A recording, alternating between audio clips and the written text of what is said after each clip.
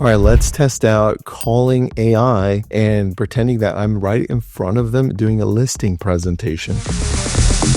I want you to use this to be able to practice your listing presentation and refine those moments that sometimes could get awkward, but you've got it down. In fact, if you know you're going to be doing one, change this up that I'm about to show you and make it more so that it's similar to the person you're about to present to. Here's the one I've got for you. It's a little bit longer. It's about 2 pages, just a little over 2 pages. This person is Jordan Ellis, and I've got the personality, style, topics they care about, how to respond. I've got some questions that could be a little bit hard-hitting, which is great. You can change this up, and I could even pause it. You see? Let's go live with this one. I'm going to bring my phone into play. I could even upload the listing presentation on this one. Let's see how this goes. Let's try it live. So if I screw up, you know why. This person is Jordan Ellis. I'm going to be at their house. Here we go. Start. Hi there. It's great to meet you.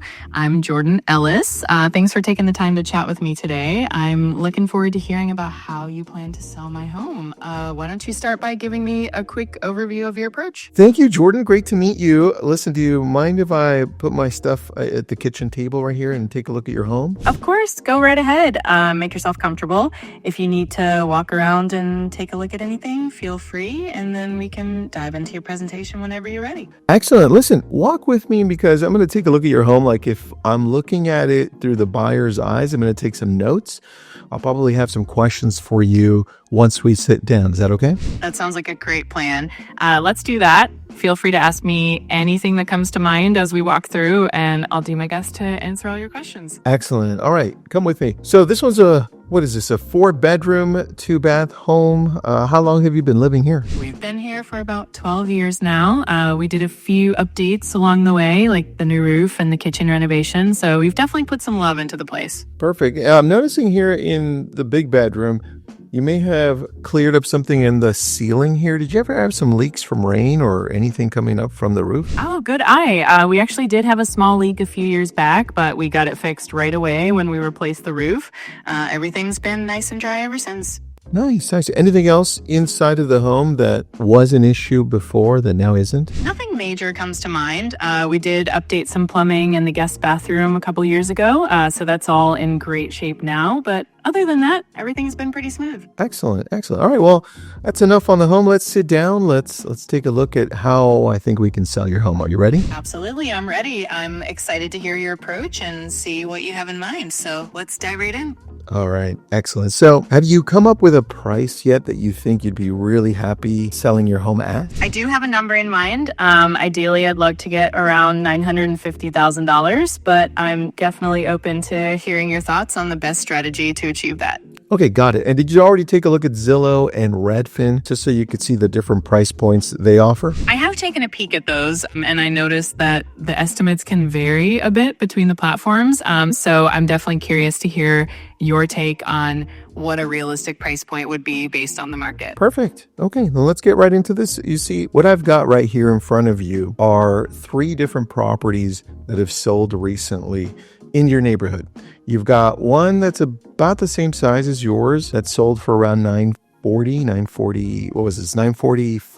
So pretty close to yours. And then 2 other ones a little smaller and sold for high 800,000s, but both beautiful inside. Similar to yours, right? At least inside. So where the market is right now from what you're noticing is that it's pretty even. If the home of the price is it's right in the middle, right where it's supposed to be. We're looking at about home selling at about 42 days. That's the average. Do you want to get it sold in around 40 days or do you want to do it much quicker? I think aiming for that average of around 40 days sounds good to me. It feels like a reasonable timeline, but I'm definitely open to hearing if you have any strategies to speed that up a bit. Excellent. Well, here's where the market is heading. We're in, what are we in, July? Usually in the middle of summer, prices continue to go up, things sell, but this is an interesting summer. We're looking at prices actually evening out. They're kind of flat. And that to me is concerning because if we get to September and and prices are still around the same, that means you're going to have all of those leftover homes that didn't sell because the sellers were trying to price the home much higher than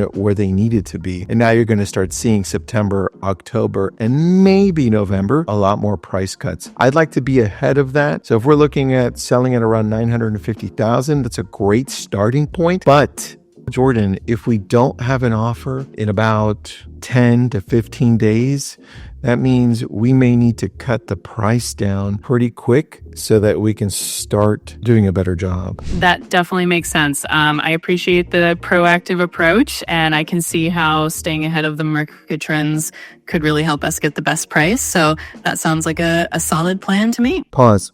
Sure. Let me give you a bit of feedback. You're doing a great job laying out the market conditions and helping you understand the importance of timing and pricing. Just keep that confidence and clarity going. Let me know when you're ready to jump back in.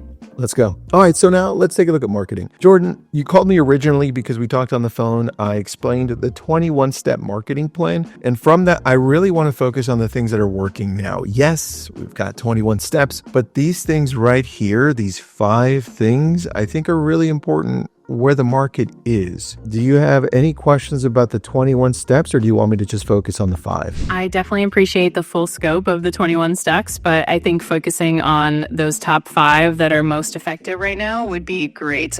I'd love to hear more about those. Perfect. The area that you live in typically brings in a lot more of this demographic that you're looking at now. And you find this demographic typically jumping in and looking at property through Google, as I showed you before, and also these social outlets, right? And so our plan is, in order for more people to see your home, we're going to target the 4 places that people are searching for homes in your demographic. And no surprise, it's Google. Google's number 1, so we do run ads. Here's what it looks like. Number 2 is YouTube. So yes, we create a full video. In fact, I dissect the home in the area and then highlight your home in a video. Number 3 is Facebook. We run meta ads that target both Facebook and Instagram, which is the number 4 place. And we also do 2 or 3 videos that showcase not only the inside of the home, these short videos, but also the community and how it is to live here. That, I would say, is strategy number 1. Do you have any questions on that one? That all sounds really comprehensive, and I love that you're targeting the platforms where buyers are most active. I don't have any questions so far, so feel free to continue. Excellent. All right. Number 2. Number 2 is a little bit more traditional. Some people say, well, Tristan, why do you do that? Well, we find that when we actually call up the neighbors, those people that live in your community, they sometimes maybe want to sell their home and move to your type of model home. And sometimes they have friends and family that they'd love to bring in. So the whole goal is to let them know and keep them involved in this process. Not only from, hey neighbor, we've got your neighbor here, Jordan, they're selling their home and they're going to put it up on the market officially tomorrow. This is what it looks like. We'd love to have you over here. And by the way, do you know anybody that's interested in coming into the neighborhood that would love to be your neighbor? And then the other pieces, we may find somebody that's renting as well, that's looking. So one of the key points here is reaching out to people over the phone and inviting them to our first open house. You have any questions about that one? I really like that approach of engaging the neighbors and creating a sense of community around the sale. It makes a lot of sense, and I don't have any questions on that one either, so feel free to keep going. Excellent. Number 3, we mail out to other communities that are moving into your neighborhood and let them know that this one is just listed and also that we're having an open house. So the open house one, we also match with meta ads. So anytime we're having an open house, they're going to start seeing the meta ads and the Instagram and Facebook ads so people can come in. Now, when we mesh those together, what starts happening is people start inquiring and coming through. It's like, I wonder what this home looks like. Or, hey, I have a question about this. Do I qualify? Or can I see the home? And the idea behind this is we try to put it all together so that at the very beginning, all of this is happening and they start seeing your property online. They start seeing the open house. They get the newsletter. They get the mailer. And it starts creating this great momentum. That's number 3. Any questions on that? I love the idea of building momentum right from the start. and making sure that people see the home in multiple ways. It sounds like a great plan, and I don't have any questions on that either. So let's keep going. Number 4. All right. We've got now some of the most amazing agents that we work with outside of our brokerage too. And we need to let them know that your home is for sale, because the last thing we want is for these agents to forget to check the MLS, or maybe they're not necessarily working with a buyer that's looking in your price point right now, but we need to make them aware of this. 2 things we do here. 1, we blast out an email. It's about 3 emails consecutively that go out, and we let them know that number 1, we're having an open house. It's a brand new listing. Number 2, we're having a broker open. Number 3, we love working with you. Please show this to your buyer, and these are the reasons that this home is amazing. So bringing in agents that are working in our area, that are top agents, is very key to this, because typically one great agent is working with 2 to 3 amazing buyers that are ready to purchase. Does that make sense? That makes perfect sense. I think that's a fantastic way to ensure that the right agents are aware of the listing and can bring in those motivated buyers. Everything's clear so far? Excellent. All right. And then number 5 is a little bit more traditional, but at the same time,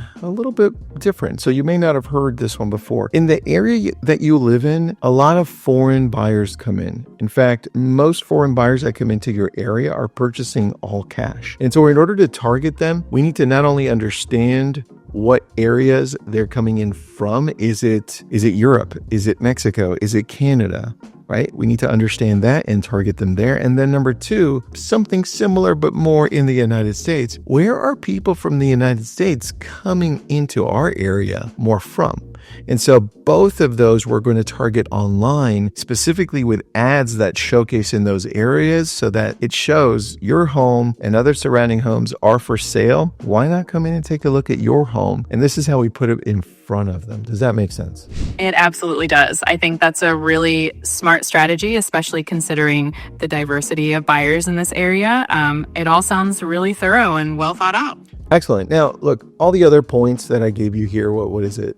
All other 16 of these, it showcases the normal things that we do. We went over those a little bit, which is the open houses, the great photography. It gets listed in Redfin and Zillow and Realtor.com. And we do all of the other typical things that you've seen. But I really wanted to focus on those 5 because they specifically will allow your property to be seen by more. It definitely does. And I appreciate you highlighting those key strategies. I feel like I have a really clear picture now of how you plan to market and sell the home. So thank you for that. All right, Jordan, now let's go into what happens when you get an offer. I think this is where we start shining even more, because there are 2 pieces. 1, you get an offer. Now I'm going to go back and forth and help with the negotiation. I'm going to guide you through and say, hey, this is what this looks like. Oh, you've got 2 offers. Great. Now this is what we're going to do. This can get very hectic very fast, because sometimes we're under a time crunch. They give us a timeline and say, hey, we need a response by this time. And sometimes we got 2 or 3 offers that we've got to play with. And I'm going to go through and make sure that I'm guiding you in the right steps.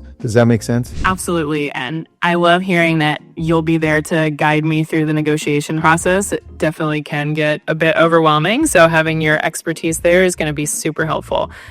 Everything makes perfect sense so far. Great. Now, once that's done and you end up choosing an offer that you love, then we're going to go under contract. And that's where a lot of the paperwork starts coming in. We've got a team that helps us out in this whole process. So you're going to get to know them. I'm still very involved in this. So I'm going to be guiding you through this. And that's where, depending on how long this contract is, it could be 20 days, 25, 30, 40 days. We're going to be in a time crunch and you're going to feel a lot more pressure, but I'm here to help you through this whole process. Have you sold a home before and are you familiar with this process? I have sold a home before, but it's been quite a while, so I'm definitely a little rusty on all the details. It's really reassuring to know that you and your team will be there to guide me every step of the way. Right. And then once this closes, that's where I'm here to help you out after as well, because you'll be stressed out as well. I want to make sure that you're taken care of after you close as well. So know that we're here for you as well. Now, as I'm closing in on this and showing you everything that we're doing in the process and during and after, any questions? I think you've covered everything really well. I feel a lot more confident about the whole process now, and I don't have any questions at the moment. This all sounds fantastic. Perfect. And let's get ready to put this on the market for sale. Are you looking to do this next week or are you looking to have it ready for this weekend? I think aiming for next week would be perfect. That'll give us a little bit of time to make sure everything's in order and really hit the ground running. Wonderful. This is the paperwork. I sent it to you earlier, highlighted any things that I thought were important. Here's where you sign. Let's get ready to go. Sounds great. I'll take a look at it and make sure everything is in order, and then I'll go ahead and sign so we can get the ball rolling. I'm excited to get started. Perfect. Do you want to sign it right now so we can get started? Absolutely. Let's do it. I'll go ahead and sign it right now, and we can officially get the process moving. Stop. Great job.